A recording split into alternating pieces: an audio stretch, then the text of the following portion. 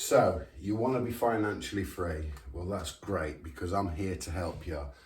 This channel is all about all things financial. Okay, I'm going to teach you about how to allocate your money when you get paid. I'm going to teach you about savings, investments, pensions, etc., etc. All things financial. Now, I've done months and months of research, listened to financial advisors, accountants, bankers, people generally with financial backgrounds, and this stuff that I'm going to teach you is all stuff that they've taught me.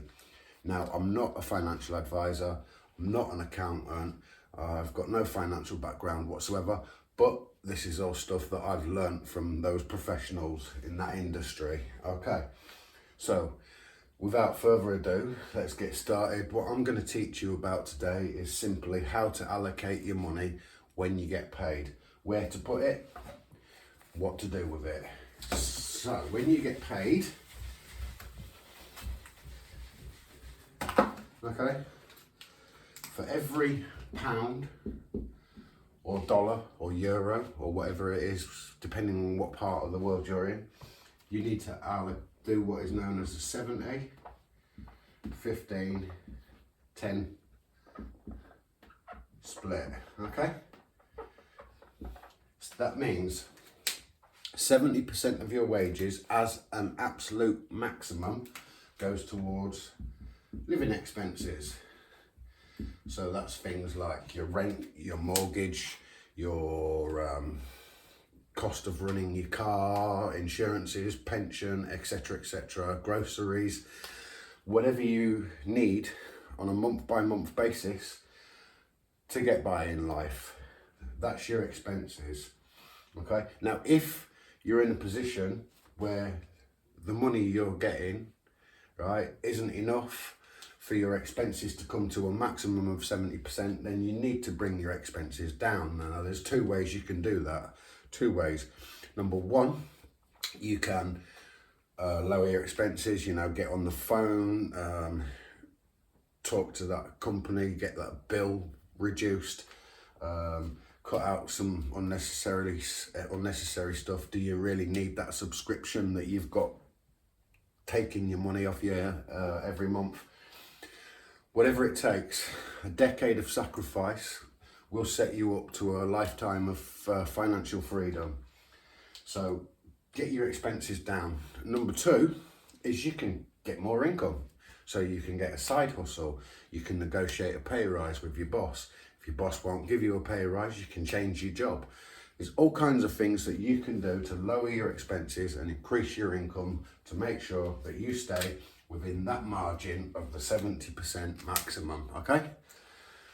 Once you've done that and you've got all that in place, then what you need to do is you need to take approximately 15% of your money, right? In an ideal world, 15%, and you need to invest it. Why invest? Well, it's simple, right? Let's put it plain. 3% is the figure, the average rate of inflation year on year, okay? It varies from year to year. Like in 2023, I think at one point it went up to 10% inflation rate was. But on average, 3% is the rate of inflation. Now, what is inflation? Inflation is how much the cost of things goes up, okay? So how much the cost of your groceries or whatever your luxury items or whatever you buy, that is inflation when it goes up. When you invest, you make, on average, historically speaking, around about 10 to 11% year on year, okay? Now, I've got to say this as a disclaimer. When you invest your money, your capital is at risk. You can lose money, and at some point you will probably actually lose money. But it goes up, it goes down. That is the stock market for you. Historically speaking, whenever it's gone down, it's always bounced back, and it's always bounced back stronger. So it might go down a little bit and then up, down a little bit and up. That's how the stock market works, okay? But as I say, do your own research as to what you invest in. I'm going to give you some suggestions in future videos, but they're only suggestions. Do your own research, use your own due diligence, do what you feel is right for you. And then what you want to do is you want to take 10% of your wages and you want to save that. Now, why save, right? If you can make all that money from investing, why save? Well, I'll tell you, right? You never know what's going to happen in life.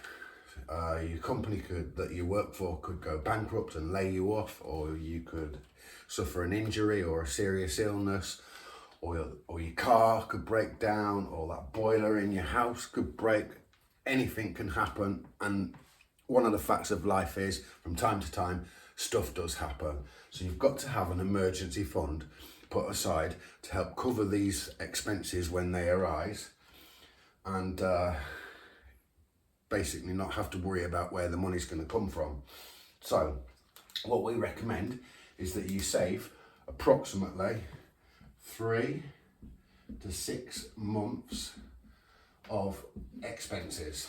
Okay, so say for example you work out your expenses come to £1,500 a month, or dollars, or whatever, then you need to be saving a minimum of £4,500. Okay, this is an emergency fund. Okay, so you're saving an emergency fund. Okay, now the good news is, if you put that money that you're saving for your emergency fund into a high yield interest savings account, I think I said that right, you get on average 3 to 5% in interest year on year. Now, that beats inflation. It at least stays in line with inflation. If you have it in a normal checking account or current account, then you will get paid little to no interest. So your money's gonna lose value. So always put it in to a high yield interest savings account. Okay. Now, that's 3 to 6 months if you're an employee, okay, and you've got a stable job and a stable income. If you are self-employed, for example, where you could go, a period of time throughout the year without making much money, if any at all, then you need to increase that from 3 to 6 months to about 6 to 9 months, okay? That's, in a nutshell, what you need to do with your money when you get paid. Now, these figures, this 70, 15, 10%, they can be tweaked a little bit depending on your circumstances, where you are in life, how old you are, This is aggressive saving and investing, okay? If you are younger and you want to enjoy life, that's great.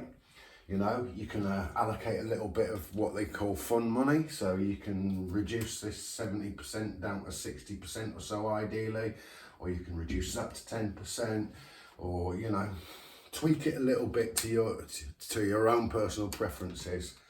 But don't do what I did.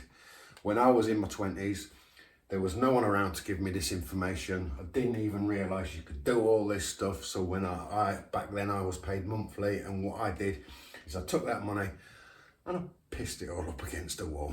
I basically partied hard for the first week and then spent the rest of the month wishing like mad that I hadn't partied hard, and wishing that I still had some money left over, waiting for that next payday. And believe you me, those 3 weeks or whatever was the longest 3 weeks of the month, every time, guaranteed. And so as a result, now I'm a little bit older than 20, and I haven't really got financial freedom yet. I haven't got me 3 to 6 months saved, because I've only just recently started doing this myself, but I'm already starting to see the results. I'm already starting to see things turn around, okay? And you can too, right? Now, if this stuff is good, you like this stuff, and you find it educational and helpful, then do yourself a favour, subscribe to the channel, like the video, share the video with someone else that you think might benefit from it, and drop a little comment down below saying I'm ready. And with that said, I'll see you in the next one, where we will probably talk about a little bit more in depth about some of this stuff. Okay?